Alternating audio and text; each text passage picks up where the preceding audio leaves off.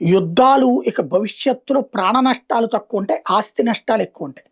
Russia Ukraine యుద్ధంలో ప్రాణ నష్టం విపరీతంగా జరిగింది. లక్షల్లోనే పోయారు. బట్ ఇరాన్, ఇజ్రాయెల్, అమెరికా యుద్ధం చూస్తే ప్రాణ నష్టం తక్కువ, ఆస్తి నష్టం ఎక్కువ. ఇంతవరకు అమెరికా సైనికులు మొత్తం చనిపోయింది 16 మంది. ఇరాన్ సైనికులు మొత్తం మీద చనిపోతే ఒక 3-4 వేల మంది అయి ఉంటారు. ఎందుకయ్యి అంటే సిస్టమ్ మారిపోయింది. ఒకటి బంకర్ల లాంటి వాటిలో దాస్తూ ఉండటం వల్ల ప్రజల ప్రాణాలకి పెద్దగా ప్రమాదం లేదు, అట్లాగే వీళ్ళకి లేదు. ఇప్పుడు రష్యా ఉక్రెయిన్ యుద్ధంలో చూస్తున్న రోజు కూడా ఆస్తుల ధ్వంసం ఎక్కువ జరుగుతోంది, ప్రాణ నష్టం తక్కువ జరుగుతోంది. ఆస్తుల విధ్వంసం అయితే డ్రోన్ల దాడుల, లేకపోతే డ్రోన్ కేంద్రాల దాడుల, మిస్సైల్ దాడుల అట్లాంటి అక్కడ జరుగుతున్నాయి, ఇక్కడ జరుగుతున్నాయి.